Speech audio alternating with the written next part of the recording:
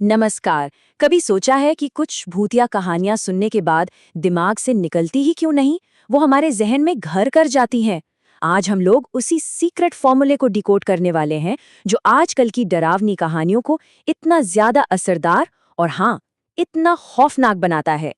तो सवाल यही उठता है कि आखिर कुछ कहानियां इतनी रियल लगती क्यों हैं। इसका जवाब ना एक छिपे हुए पैटर्न में है।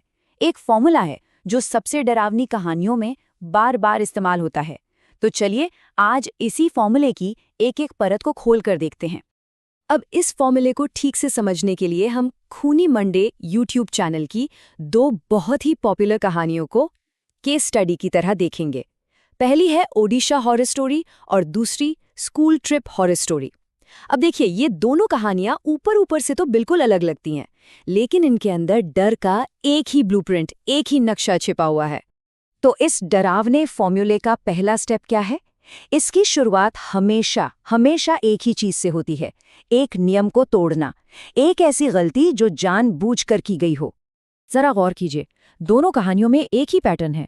जो किरदार हैं वो एक सीधी सी चेतावनी को नजरअंदाज कर देते हैं। ओडिशा वाली कहानी में अनय और दीप्ति ड्राइवर की बात नहीं मानते और स्कूल ट्रिप में लड़के एक बाउंड्री क्रॉस करते हैं। बस यही वो पल है जब वो अनजाने में एक बहुत बड़ी मुसीबत को न्योता दे बैठते हैं। और जैसे ही ये नियम टूटता है, किरदार एक ऐसी दुनिया में कदम रख देते हैं जहां आत्माएं बस यूं ही हवा में नहीं भटकती। नहीं, इन कहानियों ने हर एक भूत का अपना एक इतिहास है, एक दर्दनाक पास्ट है जो किसी खास जगह से, किसी लोकेशन से जुड़ा हुआ है। ओडिशा वाली कहानी में जो आत्मा है वो एक पेड़ से बंधी भूतनी है, और जब उसका पेड़ काट दिया गया तो उसने बदला लेने की कसम खा ली। और सुनिए, उसका बदला कोई मामूली बदला नहीं है। उसका मकसद बिल्कुल साफ है, उसे ठीक 21 जानें लेनी है। यही एक डिटेल है जो डर को और भी कई गुना बढ़ा देती है। अब स्कूल ट्रिप वाली कहानी को देखिए, वहां भी ठीक यही पैटर्न रिपीट होता है। एक बूढ़ी औरत की आत्मा जिसे बहुत बेरहमी से मारकर उसकी लाश झील में फेंक दी गई थी। तो मतलब फिर से वही कहानी, एक सताई हुई आत्मा, एक शापित जगह और बदले की वो आग जो कभी नहीं बुझती। और जैसे ही ये किरदार उस शापित जमीन पर कदम रखते हैं ना, बस बुरा सपना हकीकत बन जाता है। और यहाँ डर दबे पांव नहीं आता, ये तो एक सुनामी की तरह आता है जो अपने रास्ते में आने वाली हर चीज को बहा ले जाता है। ओडिशा की कहानी में ये जो डर का बढ़ना है, मतलब एस्केलेशन, वो देखने लायक है। शुरुआत होती है एक अजीब सी सफेद बिल्ली से। फिर वही बिल्ली सपने में हमला करती है, और इससे पहले कि कोई संभल पाए, वो आत्मा सीधा होटल के कमरे के अंदर होती है। मतलब डर का मीटर एक झटके में 0 से 100 पहुंच जाता है। स्कूल ट्रिप वाली कहानी तो इस डर को एक लेवल और ऊपर ले जाती है। यहाँ कब्जा एक वायरस की तरह फैलता है।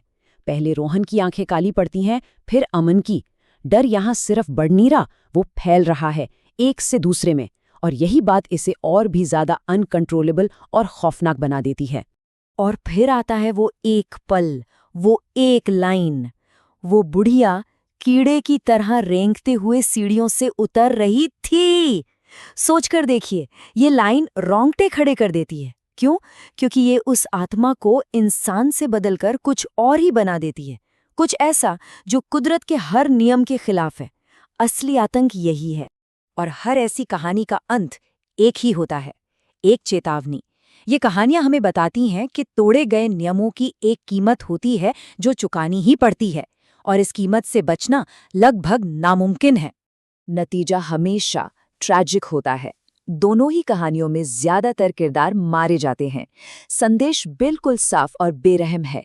कुछ दरवाजे ऐसे होते हैं जिन्हें कभी नहीं खोलना चाहिए, और कुछ चेतावनियां ऐसी होती हैं जिन्हें कभी भी नजरअंदाज नहीं करना चाहिए। तो आखिर में हमारे सामने ये फॉर्मूला बिल्कुल साफ हो जाता है। एक लोकल लेजेंड यानी स्थानीय कहानी, उसमें जुड़ता है एक नियम का उल्लंघन, और इसका नतीजा होता है एक ट्रैजिक अंत। यही वो ढांचा है, वो स्ट्रक्चर है जो इन कहानियों को हमारे दिमाग में हमेशा के लिए चिपका देता है। और हाँ, ओडिशा की कहानी का वो नंबर 21, जरा सोचिए, ये उस शाप को एक भयानक प्रिसिजन, एक सटीकता देता है। ये कोई अंधाधुंध बदला नहीं है, नहीं, ये एक मिशन है, एक काउंटडाउन है जो उस आत्मा को और भी ज्यादा बेरहम और कैलकुलेटिंग बना देता है। तो आखिर में ये सवाल बचता है, क्या ये कहानियां सिर्फ आजकल के नए मिथक हैं, या फिर ये उन सदियों पुरानी चेतावनियों की गूंज हैं जिन्हें हम शायद भूलते जा रहे हैं?